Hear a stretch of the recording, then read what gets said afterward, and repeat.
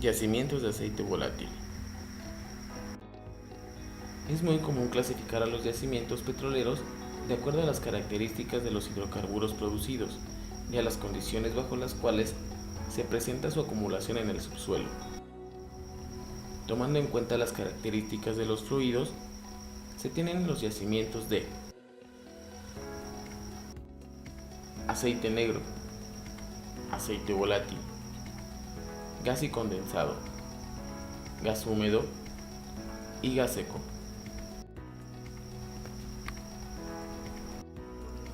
Se ha visto que se obtiene una clasificación más apropiada de los yacimientos cuando se consideran las fases y la composición de la mezcla de hidrocarburos, a la presión y temperatura a que se encuentran dentro del yacimiento.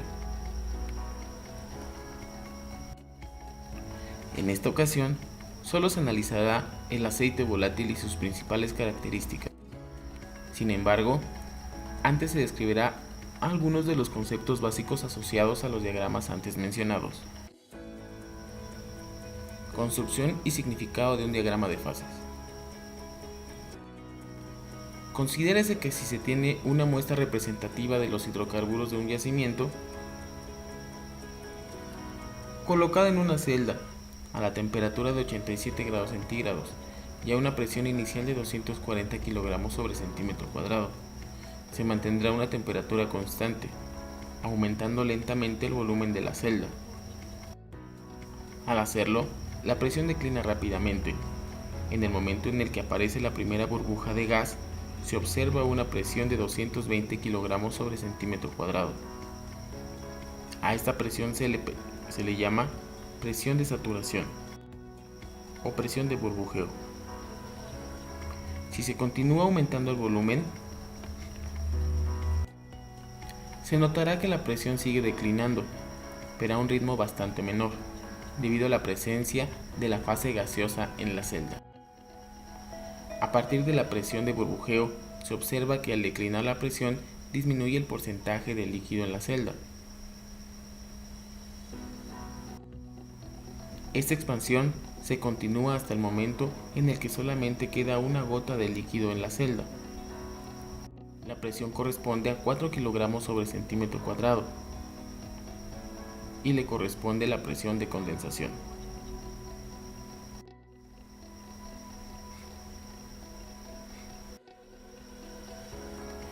Si la secuencia anterior se repite para diferentes isotermas y se sitúan los resultados en una gráfica temperatura-presión, se obtendrá un diagrama de fases en el que se muestra a continuación.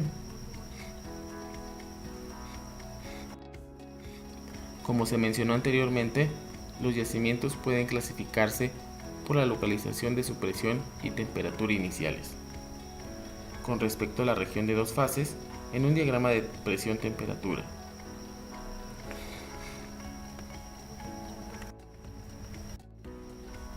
Se ha establecido esta clasificación porque cada yacimiento tiene su propio diagrama de fases, el cual depende únicamente de la composición de la mezcla de sus hidrocarburos. Y esto difiere de yacimiento en yacimiento.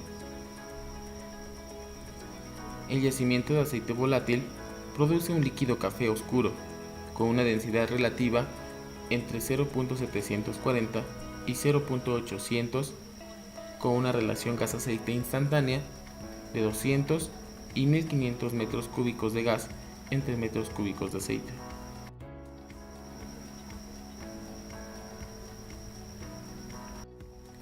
La clasificación anterior no es precisa, ya que con la única base de la relación gas-aceite instantánea y el color del líquido, no siempre se puede definir un yacimiento dentro de ella.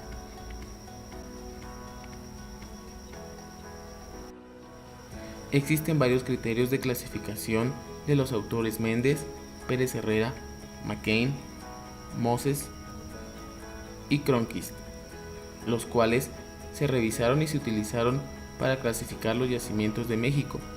Sin embargo, en el caso de la RGA, para aceite volátil, Méndez propone un rango entre 200 a 1000 metros cúbicos entre metro cúbico y McCain de 356 a 587 metros cúbicos entre metros cúbicos. Estas diferencias en las propiedades del aceite hacen muy difícil la clasificación de los fluidos y pueden ocasionar errores importantes, desde el muestreo de los fluidos, diseño de los experimentos adecuados para cada tipo de yacimiento, cálculos de las reservas y proporcionar desviaciones importantes en los pronósticos de la simulación numérica de un yacimiento.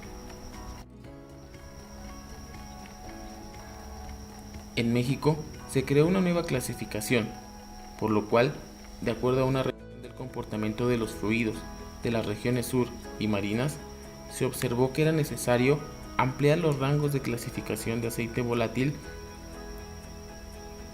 en cuanto a la RGA, BO, densidad relativa del aceite, grados API, porcentaje de la fracción C7+, y además incluir dentro de estos criterios la clasificación, el porcentaje de componente de metano y de la fracción C2 a C6. Además, se requería incluir un nuevo tipo de aceite que quedaba en la zona de transición entre aceite negro y aceite volátil, los cuales no estaban debidamente clasificados y se les denominó como aceites ligeros. Los nuevos rangos de clasificación se presentan a continuación.